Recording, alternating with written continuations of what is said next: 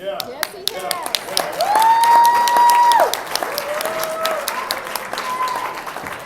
And I just want you to know that that value proposition holds true for me as I engage with my Federation family, because I am truly filled with hope, energy, and love by participating in the National Federation of the Blind, because my expectations are raised. Yeah.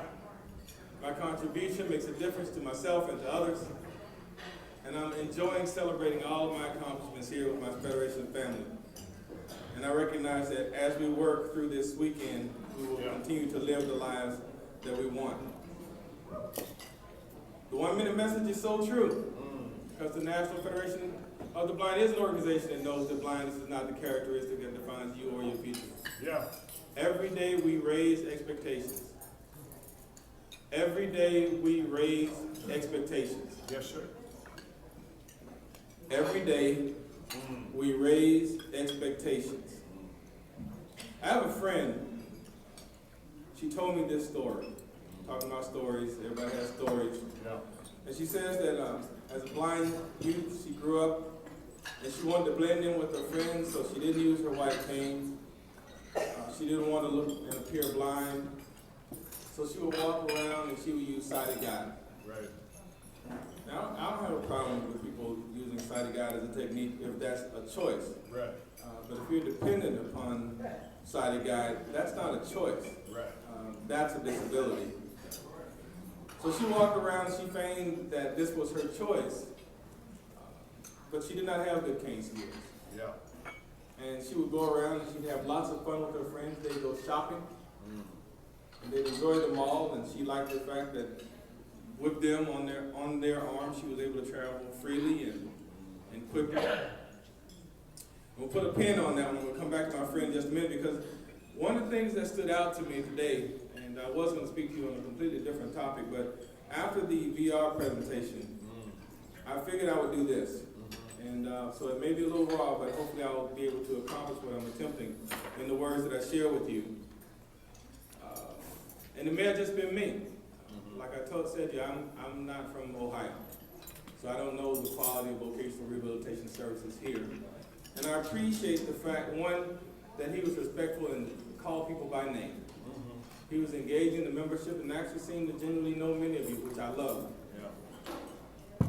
But my gut around the presentation felt that it was far too superficial for what I wanted.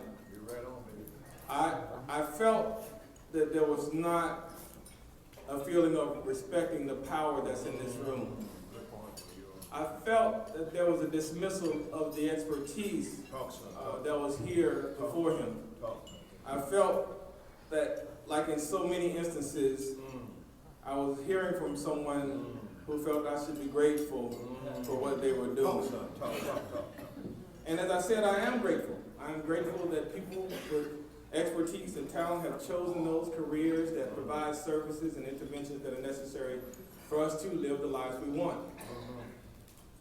But we recognize as an organization that we are not necessarily the sole beneficiaries. We are also providers of that service ourselves. I want to highlight a couple of things that really demonstrate this. I went to a traditional rehabilitation service provider when I went blind in 1989. And I elaborated a little more in the membership meeting, but I want to give you the superficial summary of what I experienced. Yeah. I called them up on the phone and I said, I've gone blind and I need services. And they said, well, what services do you need? Well, I just went blind. Yeah. I mean, it's not like a menu at McDonald's. I don't have any idea right. what services I need. That's right. Get that number 6, please.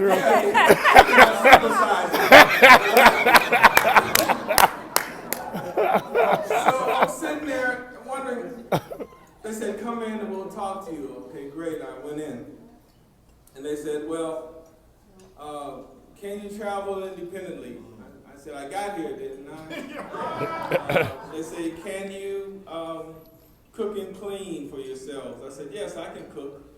And at that particular time in my life, I was cooking Marie County chicken pot pies in the microwave. But they asked me and I answered them. Yeah. Yep. Wow. They said, can you read? And I said, if I put my face close enough to the paper, I can read just fine. And they asked me if I could use technology. Well, at that particular point, I was working on my bachelor's degree in computer information systems at Georgia State University, so I could work some technology, no problem there whatsoever. Yeah. As long as I could put my face up to the screen. So they took me in and they gave me some fundamental services. They taught me O&M. They gave me this cane that came just above my belly button. And I walked out with my O&M instructor and they would say, okay, there's some grass over to your right. Why don't you trail that? Okay, here's an intersection. Stop right here. Wait a minute. Wait. Okay, it's safe. We can cross now. Yeah. And I'm thinking, unless I carry this guy around in my pocket, I'm never really going to be able to travel independently. Right. They taught me Braille, Yeah. and I got to 33 words per minute. 33. They made me feel like I was like the Evelyn Wood speed reader of the world. They told me I was great and awesome and fantastic. They didn't teach me any home ec because they already told them I could cook. I'm going to tell you, don't hate on the Marie Callender's chicken pot pies. They're delicious. After you had them, 3, 4, 5 times, they kind of lose the deliciousness. I would be remiss if I didn't take this quick minute talking of delicious to applaud the hotel staff for not only this wonderful service.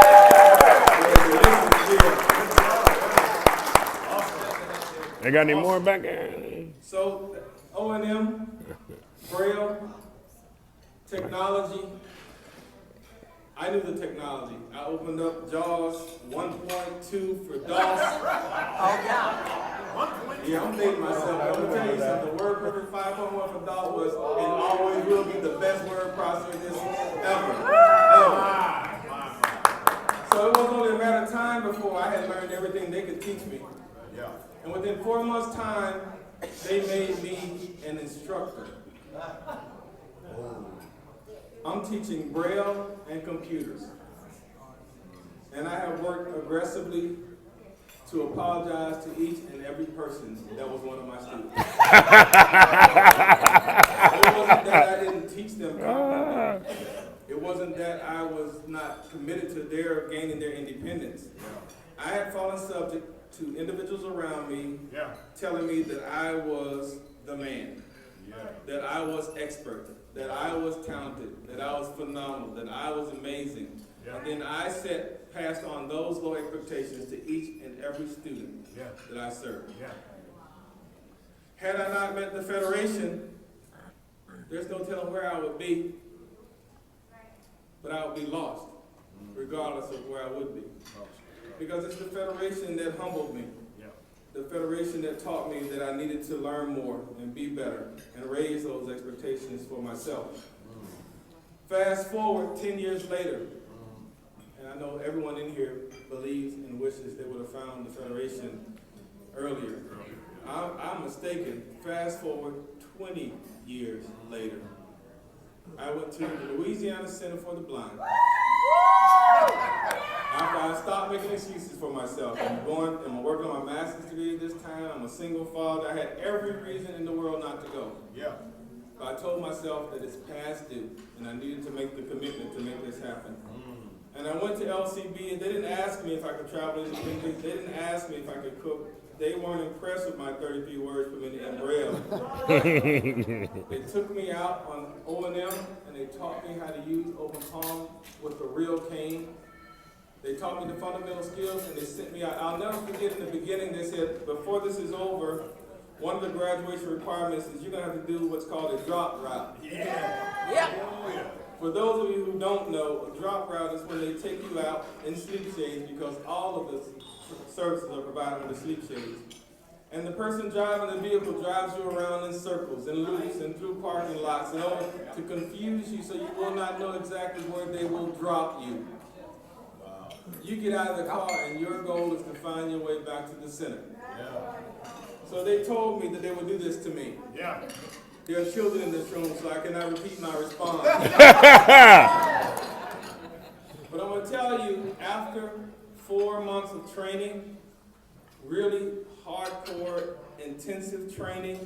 When they came to me that day and they said, Anil, today you start your drop route, I said, bring it on, baby. Right?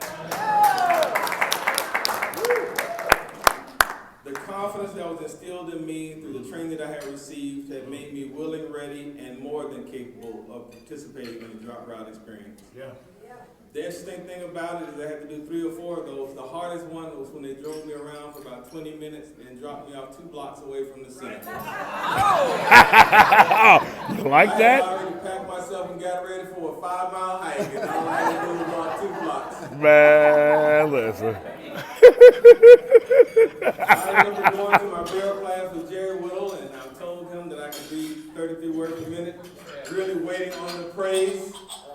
And I think that Jerry Whittle had to stifle laughter when I told him 33 words a minute with the arrogance that I had. Yeah, right.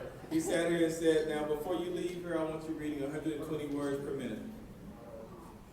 I didn't quite get 120 words before I left. I got to about 80, but I'm thinking I'm a little over 120 now when I really muscle down.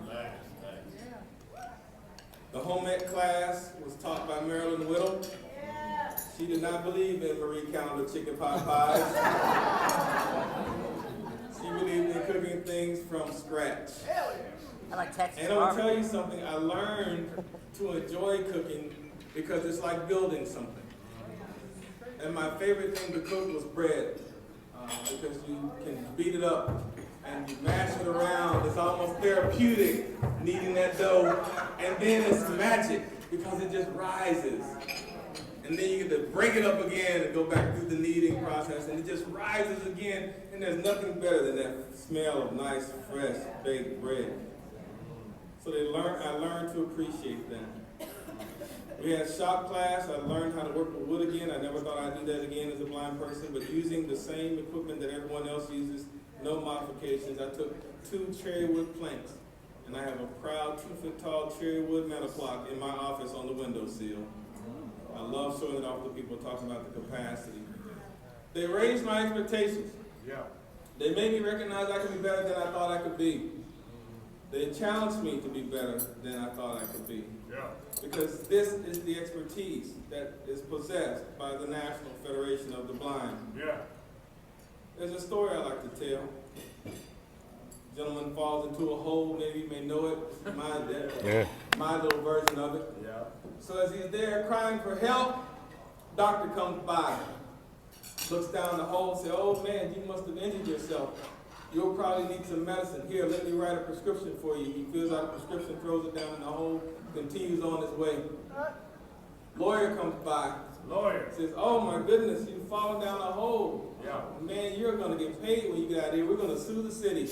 Here's my business card. Toss it down. Hey, when you get out of here. Hey, there you go, Mike.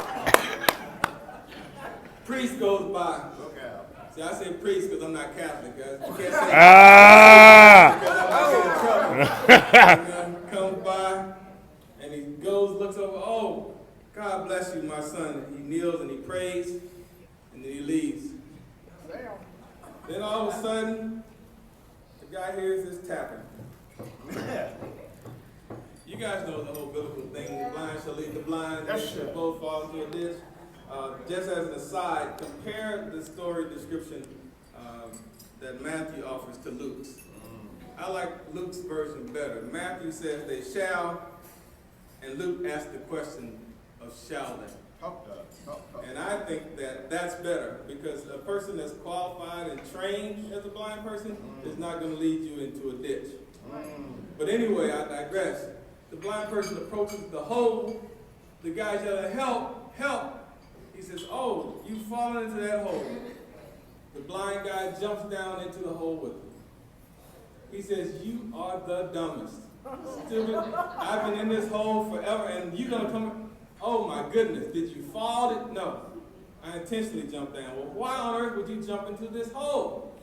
He says, because I've been in this hole before, and I know the way out. That's what that all of these people, they had been in this same hole I had been in before, but they knew the way out. And rather than throwing me a prescription, saying a prayer, or getting me ready to sue somebody, they jumped in with me and they said, come on, follow me, and I will show you the way out. That's what we do. We raise expectations.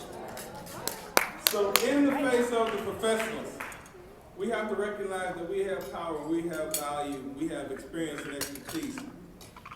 I recently went to a leadership conference that was put on by AFB.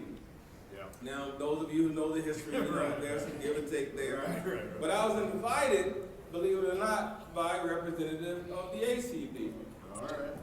Really under the onus of an AFB employee, but it was ACB, and he said that he